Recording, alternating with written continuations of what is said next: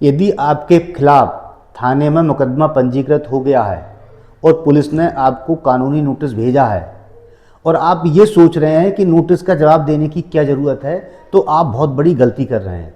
आपकी एक गलती आपके लिए जेल का दरवाज़ा खोल सकती है। आज मैं इस वीडियो में आपको बताऊंगा कि पुलिस नोटिस का क्या मतलब होता है, नोटिस का रिप्लाई करना क्यों ज़रूरी है, नोटिस का रिप्लाई ड्राफ्ट कैसे तैयार करें और ड्राफ्ट में क्या ना लिखें।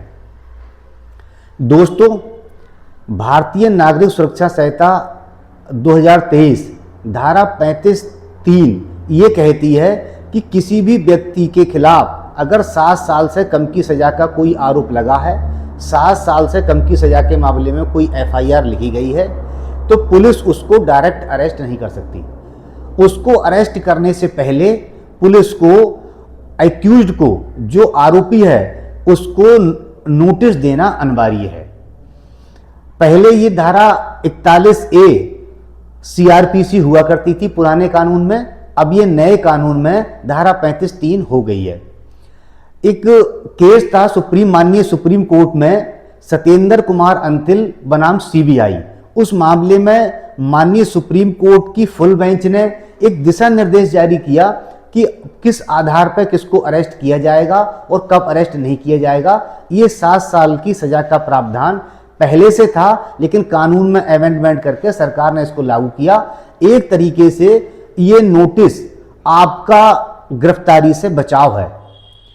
अगर नोटिस आपको मिल गया है तो पुलिस आपको एक तो बिना नोटिस के अरेस्ट नहीं कर सकती, और नोटिस दे दिया है तो उसके लिए अगर नोटिस के शर्तों का आप पालन करेंगे तो पुलिस आपको अरेस्ट नहीं कर सकती। ये इस नोटिस का मतलब है। दूसरा, इसका रिप्लाई करना क्यों जरूरी है। अगर इसका आप रिप्लाई करते हैं तो इससे आपको कई बड़े फायदे होने वाले हैं।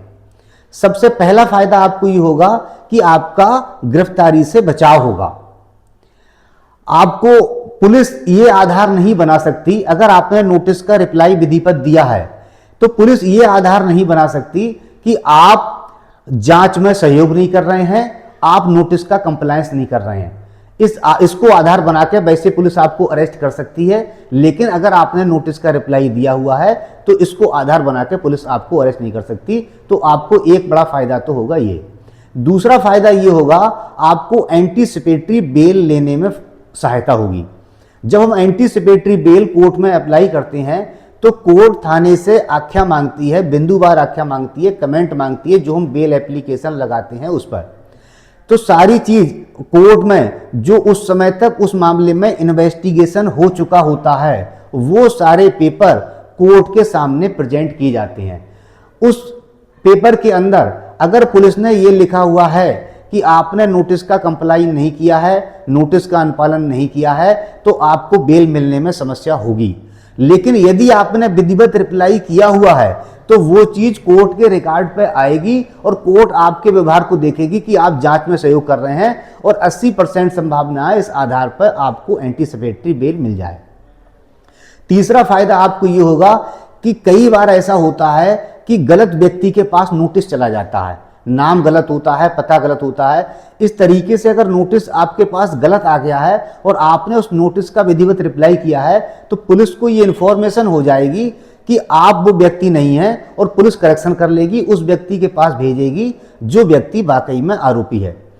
अगला फायदा आपको क्या होगा, एक फायदा आपको ये होगा कि जब आप नोटिस का रिप्लाई करेंगे तो पुलिस के दिमाग में ये जाएगा कि ये व्यक्ति कानून की समझ वाला है और जिम्मेदार व्यक्ति है, तो पुलिस आपको बेवजह तंग नहीं करेगी और मामले को लटकाएगी नहीं।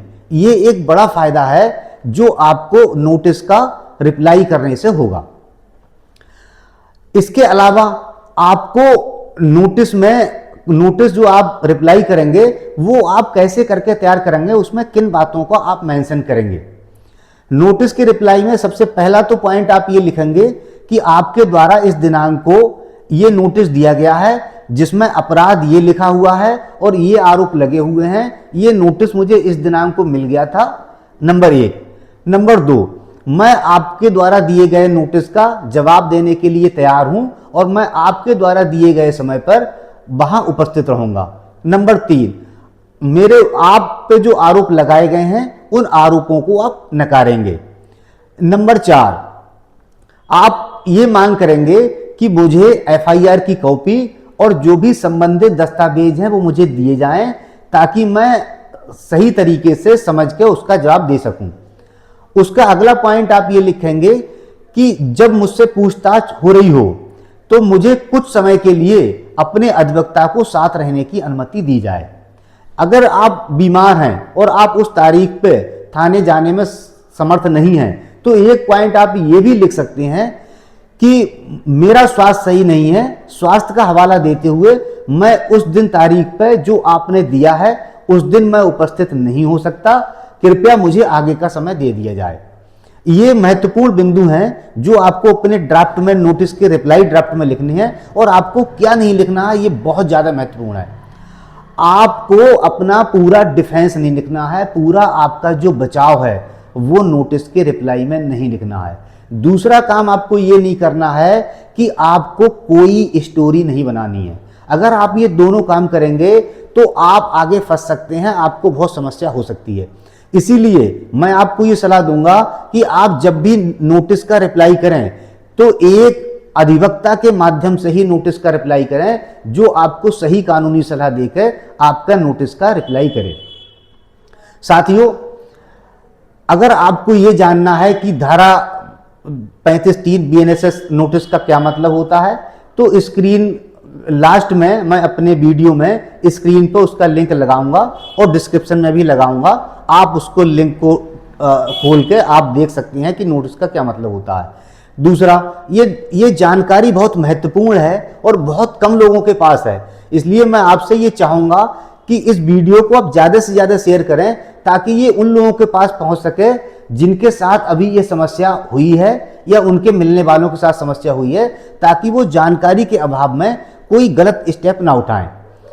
साथियों, अगर आपको इसी तरीके की जानकारी चाहिए, कानूनी जानकारी चाहिए, क्योंकि मेरा प्रयास रहता है मैं आपको सही जानकारी पहुंचाऊं, तो सही जानकारी के लिए आप मेरे साथ जुड़ें, मेरे चैनल को सब्सक्राइब करें। और यदि आपकी कोई क्यूरी है तो वो क्यूरी आप मुझसे कमेंट के माध्यम से पूछ सकते हैं।